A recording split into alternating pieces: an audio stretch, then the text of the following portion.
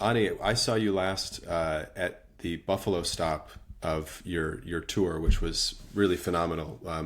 It was just a beautiful night, and it seemed like the crowd was absolutely entranced. How was that stop for you? Oh, it was really sweet. It was a very sweet homecoming. It had been a long time since I visited Buffalo, let alone played there, and so yeah, it just felt really good to see a lot of beloved people, friends that I have not met. Yeah. Yeah, one thing that really struck me, both being in the crowd and also able to look out from backstage, was just how multi-generational the audience was. And I think that seems to be, true of your audience right now, that it makes up people who've been with you from the beginning and much younger folks.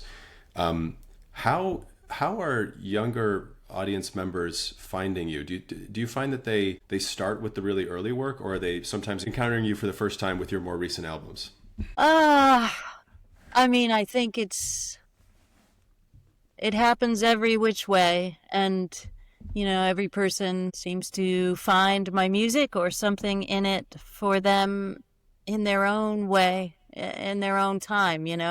Weirdly though, this multi-generational thing has been kind of a hallmark of my audience almost from the beginning. I Mm. mean, in the beginning, the media certainly portrayed my audience very vehemently as, other young women, angry young women, girls with hair on their legs and under their arms and, not on their heads, which is, I guess, a description of myself. At the time, I think that hammering by the media went a long way to excluding people from my Mm. shows, people who might otherwise have found an inroad. They created whatever, a stereotype of me and my music, and they told people who was invited and who was not. I have felt along the way that I had to outlive that stereotype Mm. in order to be free to be myself and have whatever, write songs and have them connect with whoever they might want to connect with, And I Mm. think that's basically the case between me and any given listener is we had to get around what the media was telling us to do or not do and just find our own way. Um, Hmm. but remarkably, people do that. People are able to follow their own hearts, um, despite what they're being told. Pretty early on, it was, it might be a young woman coming with her father or her mother, or it might be, there might be, people of all ages coming via different routes. Maybe this person's a guitar player and is just really interested in that aspect of what I'm doing, or this person's a writer, or this person's a feminist, or this person's an activist, or this person's so I don't know. I do think that, I don't know, that's just something that I've always appreciated about my audience. When I look out and I see a diversity, um, I feel proud that we all bucked the system and Yeah. did what we felt like doing. Yeah. And that's also remarkable because like the system itself has changed, right? Like it used to be that radio DJs were the mediators, telling you, who you ought to be listening to, and now it's algorithms that are just continuously feeding you stuff that it Yeah. thinks that you'll like, and yeah, you found ways to get around both, which is interesting. Yeah. Um, Yeah, that is certainly more and more of a thing, pushing people into echo chambers. And I agree. It's becoming harder to resist being led. yeah. I, I'm not somebody who's super interested in genre or category, except insofar as what it reveals about the categorizers. And one thing that I've always found interesting about the way you've been categorized is this relationship with folk, and also early on, this label of anti-folk. And I've always wanted to ask you how you felt about that, really both labels, especially, now that we're, a few decades away from the moment that everybody was talking about anti-folk. When you first, emerged into that scene and found people using that label on you, how did you feel about that? Was that useful, distracting, something else? I think back in the 90s, that term was just an indicator that this is a new generation of people playing acoustic instruments and writing songs and um, interweaving political, activism with music, making political art. I think that's a hallmark of folk music. But, when I was entering the scene in the, I guess, early 90s, the folk scene was sort of felt like it was dying off. You go to folk festivals and nobody is under 50 years old, and it was not the hip genre of the day, or currently, it had its heyday in the 60s or whenever. But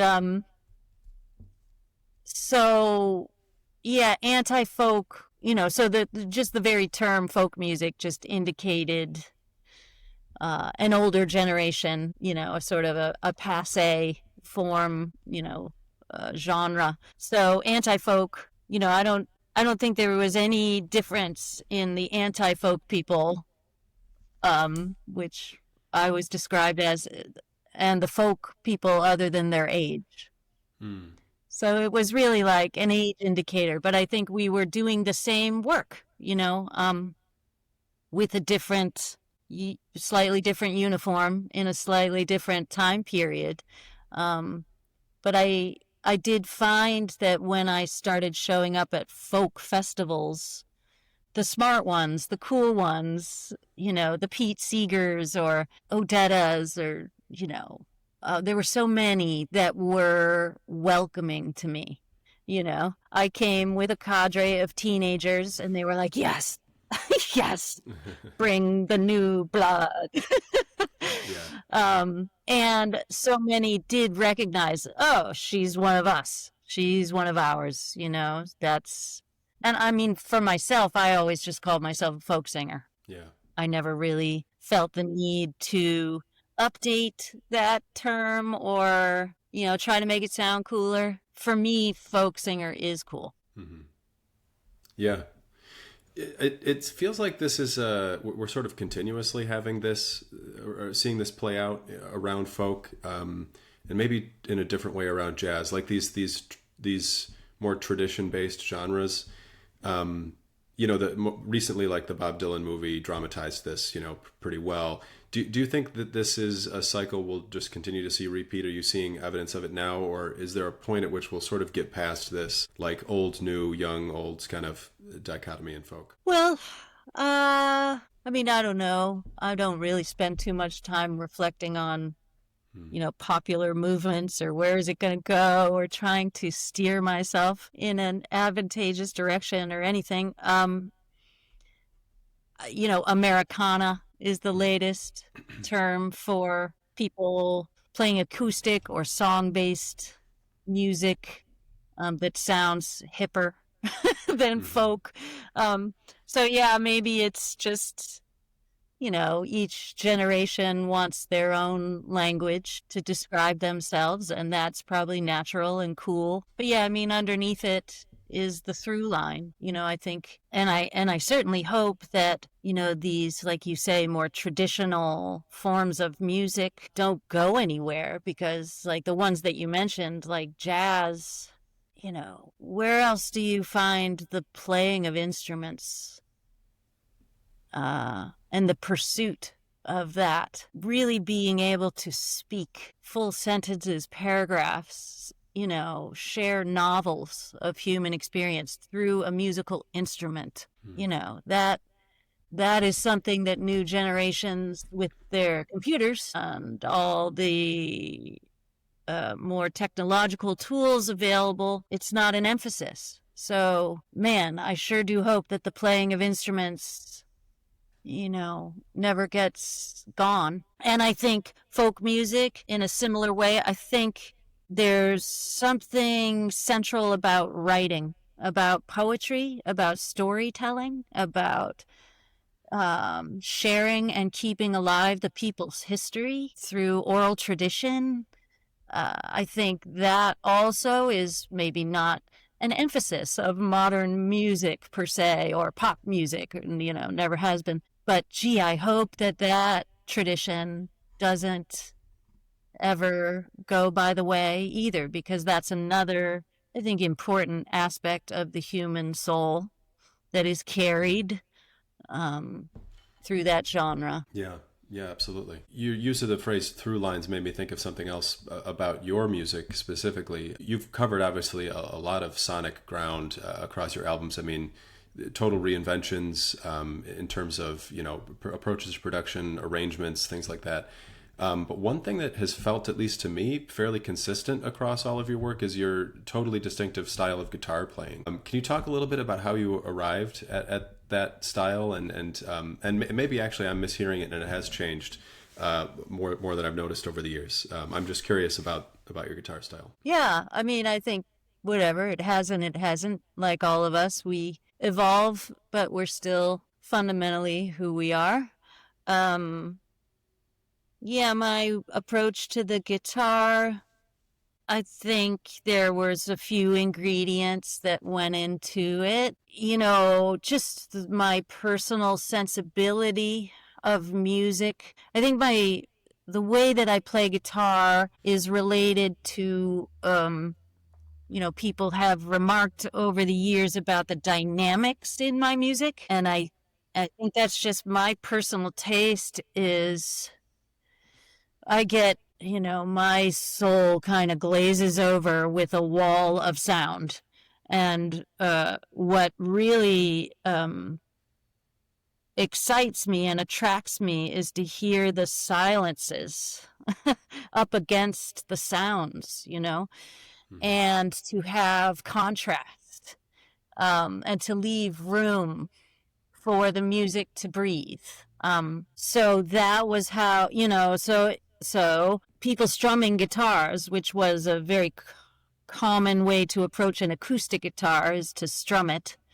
That just fills in all the space. There's no more air around the music and inside it and moving through it. So that just didn't feel right to me. I wanted the sound of my instrument to have breath, to have a pulse. So I didn't use a pick per se and strum. I used my fingers, finger picking style, and I instinctively did a lot of grabbing and muting, so that there was always that contrast between sound and silence.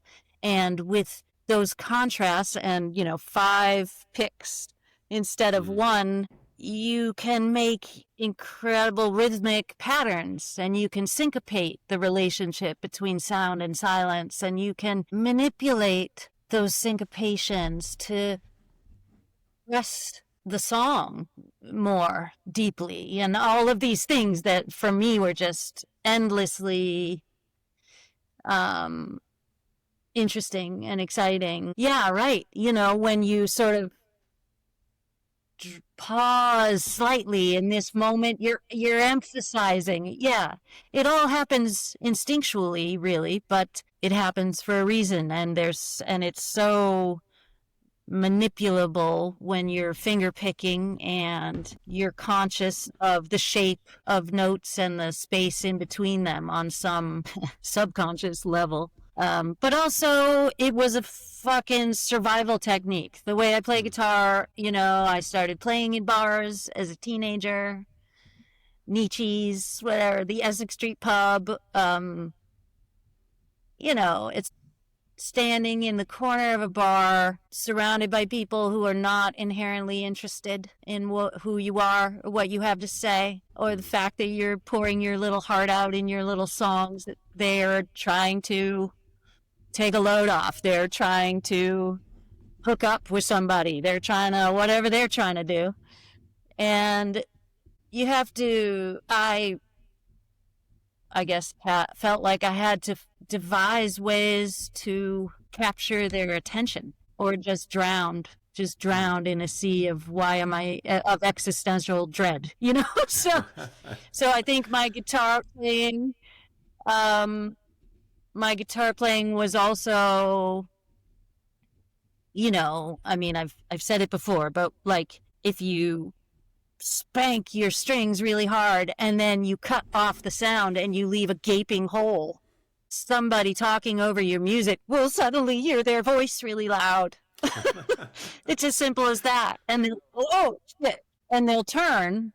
And in that precise moment, you have an opportunity to interest them in what you're doing. Hmm. And there's definitely a gender thing that is still alive and well in the world, and women playing instruments aren't as easy to see and hear, you know, for society. Yeah, I do love being in the moment on stage and improvising to the extent that I'm capable of. I'm not really a sophisticated player in terms of like soloing and stuff like that. But I am, in that sense, very much connected with the jazz tradition in that it's always got to be in the moment. Hmm. Playing parts is just, uh, numbing. Um, yeah. Yeah. In the 90s, especially, it was not cool to be happy, to be sunny, Hmm. to, be walking on the sunny side. Um, in order to be cool, you had to scowl. You had to affect a stance of being over it all. And, the people attracting the most attention are like, the Nine Inch Nails or the Marilyn Manson, or, the more horrifying you could look at the world as being, the cooler you were. That was the 90s, at least. Um, and I think it's funny that you should mention me being happy when I play and admitting it and acknowledging it and leaning into it. That's part of my personal rebellion. I think is like, man, there is so much to be sad about, to be angry about, to be just completely feel hopeless and dark. I am not about to go looking for it. On that note about the autobiographical, Ani, I was, going back over some of your records. The places you live do show up in sometimes like specific ways, like, talking about your uncle losing his job at the Trico plant, or being in New York looking across the water to New Jersey. I'm curious about the move to New Orleans and how that changed or started to show up in your music. Yeah, New Orleans was just a vast new musical landscape for me. I came here, well, I mean, I guess for the first time when I was very young, just kind of driving through, but um, then I came to play Jazz Fest here in New Orleans in the mm, maybe late 90s, and I was just like, holy shit, this is just happening down here. Like, I mean, not Jazz Fest, of course, but New Orleans itself, and the depth and breadth of the musical traditions and explorations and manifestations on every street corner and any given Tuesday is just happening in New Orleans. So I immediately was like, oh, I need to spend more time here, which I started doing. I was just drawn. And not just to the music, but to the culture in general here, which is very human, very open, very, it's almost like a lot of the veils are lifted, a lot of the sort of constrictions of the whatever uptight, Puritan American codes of conduct are just gone. here, and there's yeah, it feels less like America than any place else I've been in America, and more like some place where that's not standing in between people as much. And maybe the veils are lifted by alcohol. Certainly, this is a drinking town, a partying town. But I think it's deeper than that. I think this is a place that has a deep, long-standing tradition you know, of being free, of being free and being fully embodied, um, in a way that you don't see everywhere in America. Um, I mean, certainly these traditions were largely built by African Americans, by enslaved peoples who had to work really hard to feel free to liberate themselves within their bodies, to find those ways of transcending circumstance. So I think it's just like embedded deep in this epicenter, like global musical epicenter, where jazz comes from. And so many of the American musical traditions, can trace themselves to, the mouth of the Mississippi. Um, I think it still pervades this, like, the power of, of of being able to transcend it all, of being able to lift yourself above everything is still moving through the culture down here. So I love it. I think there's certain people, types of people that when they come to New Orleans, they just don't want to leave. Mm-hmm. Yeah. I'm one, Well, there's, I guess. yeah, absolutely. And there's also a great writing tradition there. And that reminds me, I definitely wanted to spend a little bit of time talking about your books. I heard you talking about writing your memoir and how that creative process was different from songwriting. I think you said something about needing to just spend time sitting in silence and waiting for things to come back to you. And that struck me because it sounded like that wasn't how you write songs. And I was just curious if the experience of sitting down and writing a book changed your approach to songwriting at all. Particularly as it relates to just waiting in those silences. Yeah.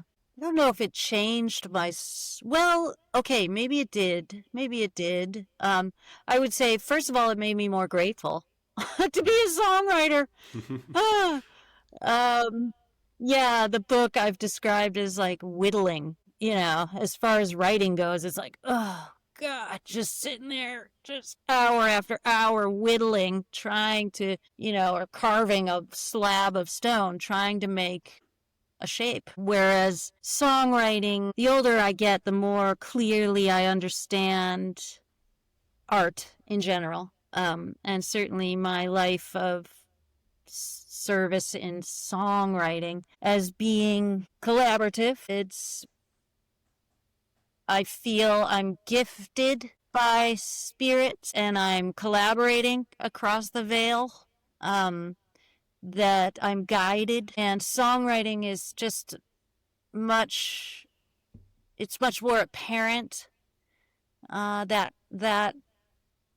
aspect of creating a song, because as I've said, I'm hanging out with my guitar and I just sort of go into a space that's not fully conscious, perhaps, and something comes through.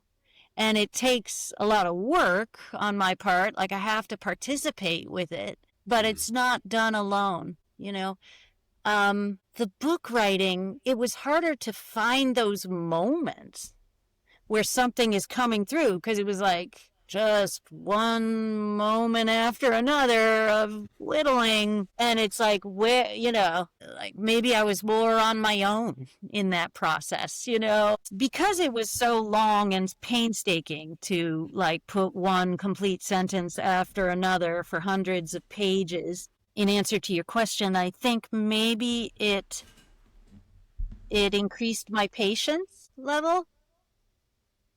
Patience is something I've not had a lot of in life or in my work. I think when I look back on my songs, I can see the places and the moments where I copped out, where I was too impatient and I wanted to be done and move on to the next song or the next thing. Like I was, enough of this. Whereas if I had had the patience to let it incubate, percolate, I might have had a stronger song. It's like that third verse. I copped out on the third verse. I just wanted to be done, or something like that. So I think patience is like an ingredient that I'm employing more in the way I work now than when I was younger. And the book writing probably also influenced that. Yeah, that's so interesting. I also kind of got chills because I think I'm terribly impatient. My wife's always telling me to be more patient with my writing, and wait to make it perfect. That makes me think though, as we just marked the 30th anniversary reissue of Not a Pretty Girl. I was going back. I had the sense that you were incredibly prolific in the 90s in terms of putting out albums. And I went back and saw that you did put out an album every year of the 90s, which means we're in this period of having all these 30th anniversaries of these awesome albums, which means you have to spend a lot of time with those older works. I'm curious what that's been like for you, but also hearing you talk about, going back and hearing moments where you may have copped out, as you say. I know you play songs differently in the moment when, you're doing them live. Have you ever thought about or felt compelled to change them more dramatically, like to actually rewrite verses or things like that? Oh, yeah, sure. Like when I play old songs, I mean, even newer ones, I will change them on stage and I'll come up with new, that verse bugs me, and I'll just go ahead and change it and sing it a different way. Yeah. And some of them I don't even know.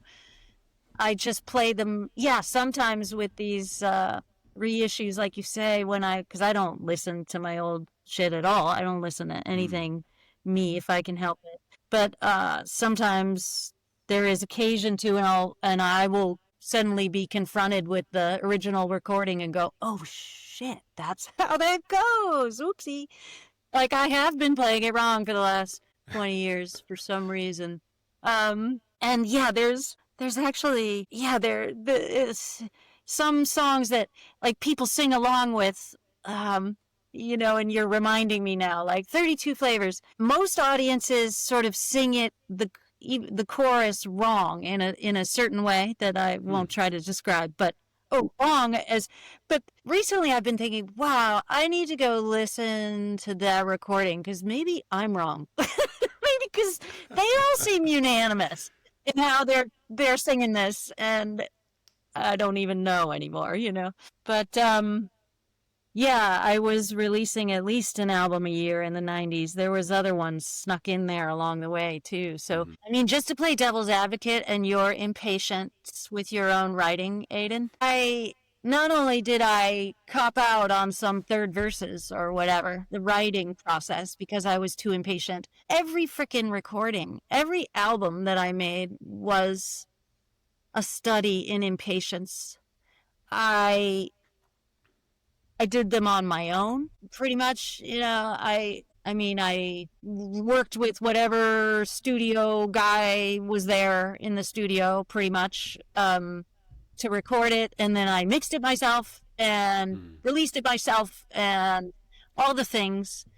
Because I just didn't have the time in my own perception. I just couldn't stand the process of trying to find the team of experts to make it all sound right. And I just that was not interesting to me. I think when I listen back to all of these, most of the records I've ever made, what I hear is they could all be better. They could all sound better. Why did I, but for me, it was like, oh, that's fine. And I'm moving on to the next thing.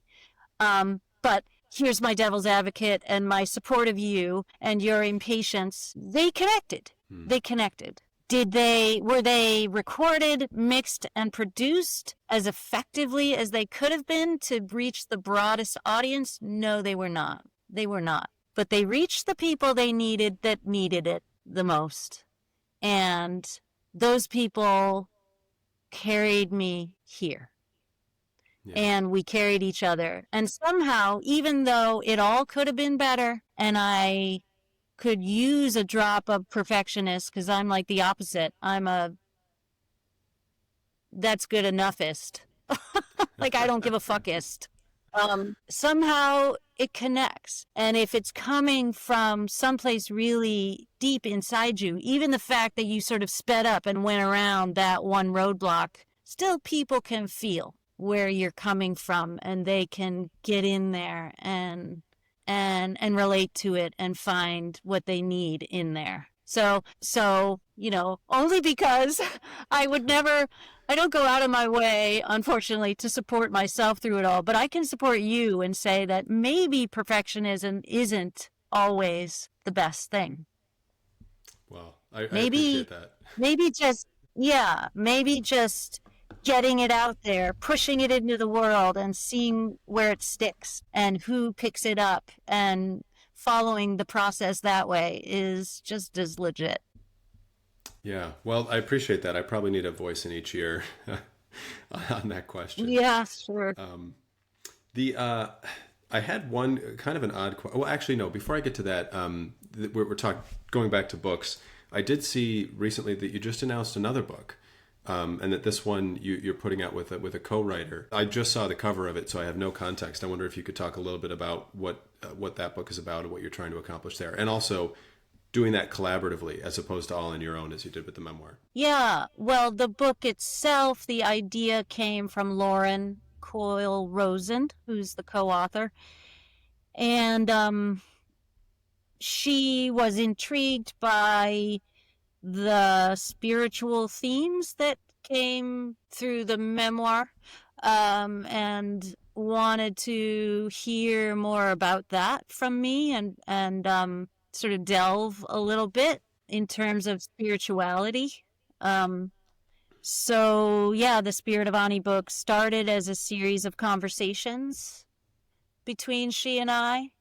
And then we sort of, edited it into, a book that, we were more thoughtful about than just, sort of an off-the-cuff interview. We went back and we looked at our conversations and we drew out things that we thought might be useful or interesting to people. So yeah, it was a whole other kind of process. Yeah, that's interesting. I don't know if this next question has to do with spirituality as such, but I was thinking about something I felt is maybe another through line in your work, and there seems to be, particularly more explicitly in your most recent music, a kind of desire to get past concepts of things to allow yourself to have encounters with the things themselves. And, I hear this with, the knowing, certainly the thing at hand. And I also felt like maybe that was a desire that was latent in the earlier work, but maybe not expressed in with the same kind of directness. It almost has a kind of Buddhist sensibility to it. I wondered if maybe I'm totally off base there, but if you could talk a little bit about that. You are not off base. You're listening. And I appreciate that. You're not just listening, but hearing. Having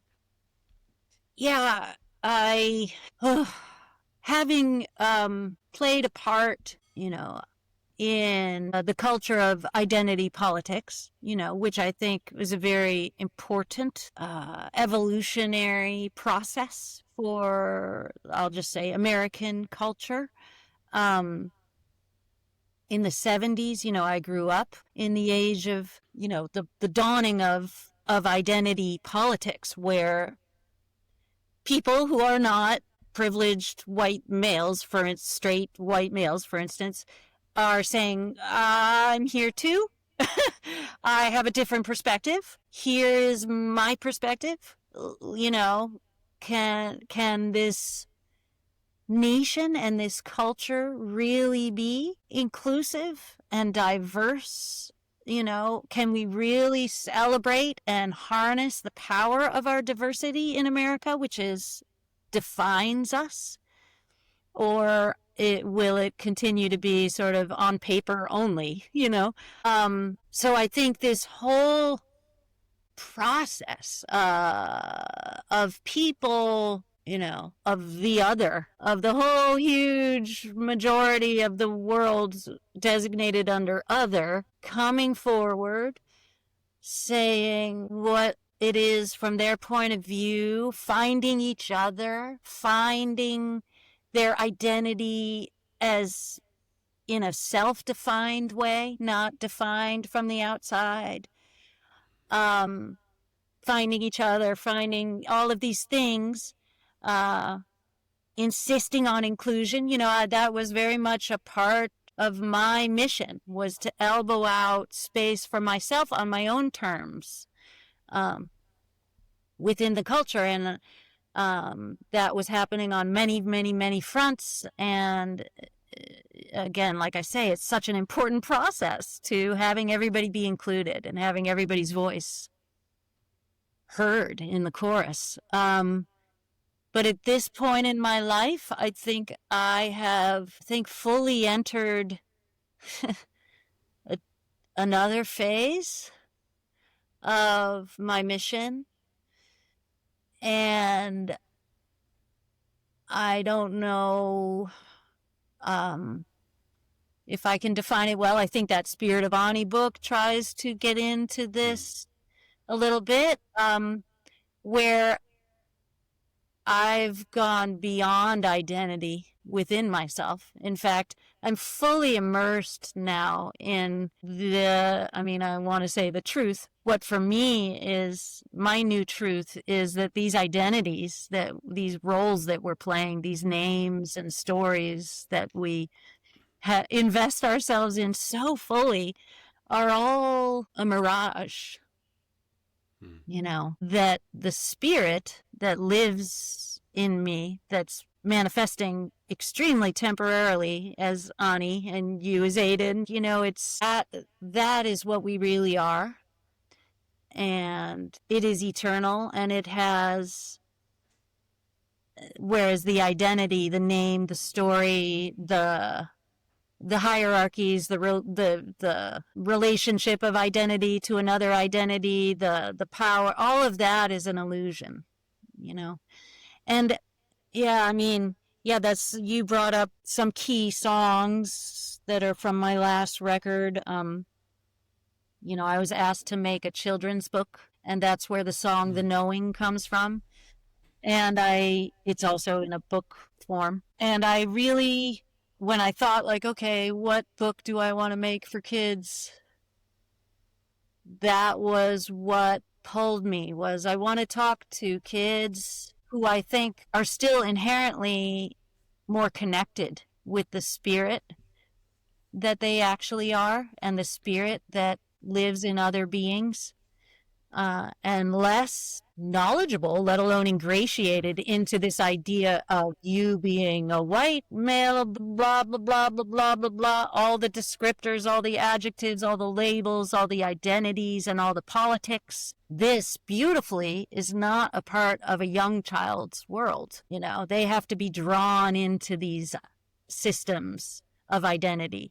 So I was thinking, gee, if I was going to connect with young kids, I would want to affirm that thing that I think is more alive in them potentially than any of us, where they don't see that, the surface of identity. They see through that, you know, spirit to spirit.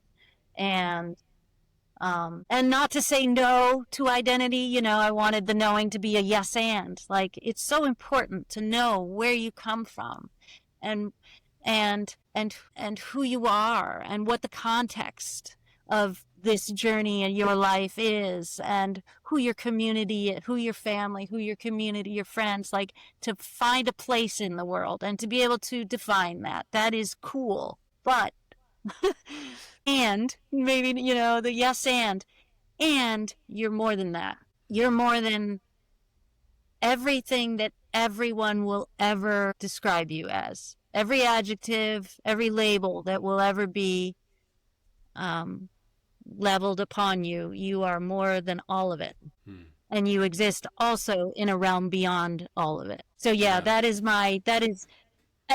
all I think about. That's all I'm working for now, is to actually, which is interesting. I mean, it's like, for me, it's interesting that, I spend my life trying to affirm people in their identities and their lives and their experiences. And yet I'm also really deeply in this tension of, okay, but none of that's actually. And that's also something, and I feel like there's also an essential tension that I'm living and working through with all of my art, in which language is a liberating force and also the cage, and those things are related. What I was just talking about. Like, I work through language, but I work to liberate us from language. Yeah, no, that makes sense. That's a beautiful answer. It is interesting knowing that that song, The Knowing, started in the context of a children's book, but also I'm feel like I'm hearing a similarity in the way you're talking about the self and identity in this way as immersive. It sounds a lot like the way you were describing being in New Orleans earlier in the conversation. I was just curious if something about being there in that kind of environment helped you to this specific articulation of what you're trying to talk about. Yeah, I mean, sure. I think it's related to that part of what we were talking about too. That, simply put, this is a city where people seem to find a way to look through all the identifiers and relate to each other spirit to spirit, to transcend all of the things that put us into places and supposedly define how we're supposed to relate to each other. And that people cut through that here, through music, through whatever. They find ways to each other, spirit to spirit, that cuts through it all. Mm-hmm. Yeah, wonderful. Well, I know I asked for an hour. I want to respect that and not take more. This was really just a wonderful conversation. Thanks for making the time. And whatever you call me, I don't care.